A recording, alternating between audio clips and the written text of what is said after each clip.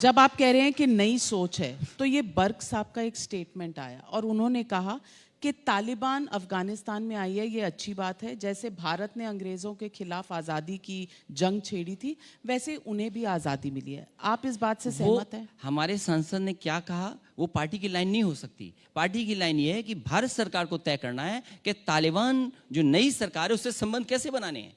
ये हमारा फैसला तो नहीं हो सकता। आपकी पार्टी की लाइन नहीं है ना कि ये हमारी तालिबान लाइन जो कर रही है या जो वो अपनी औरतों के साथ उनका जो बर्ताव है, जर्नलिस्ट के साथ बर्ताव है, वो किसी भी सिविलाइज सोसाइटी में एक्सेप्टेबल नहीं हो सकता। समाजवादी पार्टी ने ये कहा है कि भारत सरकार को तय करना है कि तालिबान और नए वहाँ की सरकार से कैसे संबंध रखने।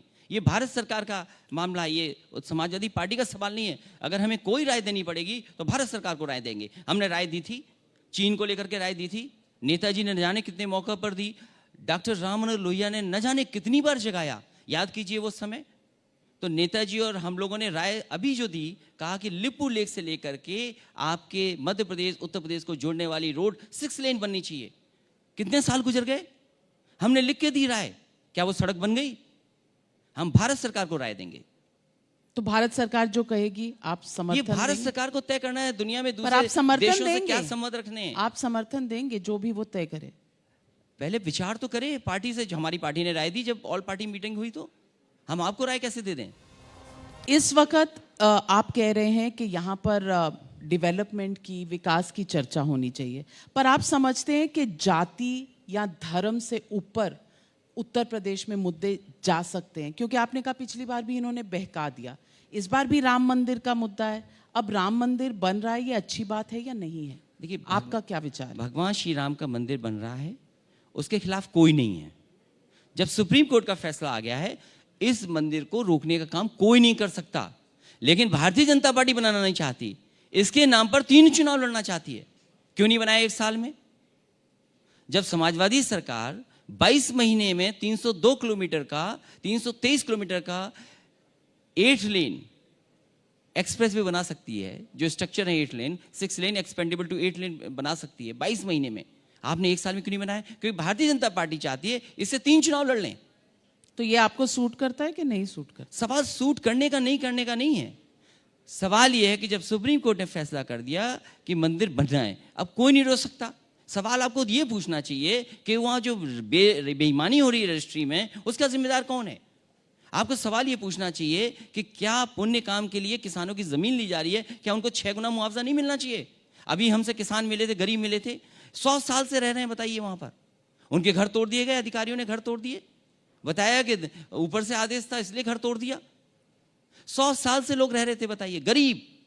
आप गरीब का घर उजाड़ दोगे, वो जानवर कहां ले जाएगा? गाय कहां ले जाएगा? भैंस कहां ले जाएगा? जो 100 साल से परिवार रह रहा है, आप उनके घर तोड़ दोगे?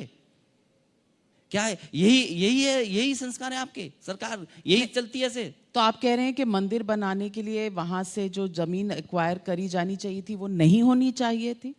मैं क्या बोल रहा हूं, आप क्या जानना चाहती हैं? जानना चाहती हूँ। मैं ये कह रहा हूं कि मंदिर के खिलाफ कोई नहीं है। भगवान श्री राम का मंदिर बनेगा, मंदिर के खिलाफ उसके खिलाफ कोई नहीं परंतु है। सुप्रीम कोर्ट ने फैसला दे दिया। इनको रोक कौन रहा है? आप रजिस्ट्री में बेईमानी क्यों कर रहे हैं? क्या आप सवाल पूछेंगे इस बात का? पूछा है, बिल्कुल पूछा है। आप पूछिए कि रजिस्ट्री में बेईमानी क्यों हो रही, और सब रजिस्ट्रियां क्यों नहीं बताई जा रही हैं कि इस तरह बेईमानी हुई है? आप मुझे ये बताइए। मैं ये जानना चाहता हूं कि गरीब, जो गरीब 100 साल से रह रहे थे, जिनके परिवार रह रहे थे, आपने क्या इंतजाम किया? उनके घर तोड़ दिए रातों रात में। रात में क्या जरूरत है आपको घर तोड़ने की? अगर आप कानूनी कार्रवाई करना चाहते हैं, दिन के उजाले में क्यों नहीं करते? रात में कौन करता है इस तरह के काम? तो रात में कौन करता है इस तरह के काम? सवाल रात में कौन करता है ऐसे काम? ये तो आपको पता होगा। मैं आपसे जानना चाहता हूं, क्योंकि बाहुबलियों को टिकट तो आप देते हैं। आप पूछिए, बाहुबलियों को ये टिकट बाहुबली नहीं है, ये बाहुबली नहीं है, गलतफहमी मत रहिए। नहीं, तो रात के अंधेरे में और कौन काम करता है? गलतफहमी में मत रहिए। ये गरीब हैं, ये माफिया नहीं है। और फिर सवाल ये नहीं, क्या मुख्यमंत्री आवास का नक्शा पास है? क्या मुख्यमंत्री आवास का नक्शा पास है? नहीं, तो अब आप पूछेंगे मुख्यमंत्री आवास का और नक्शा पास है, वो कहेंगे घर खाली किया टूटी। नहीं, सवाल वो नहीं है। सवाल माफिया, सवाल गरीबों का है। वो गरीब 100 साल से रह रहे थे।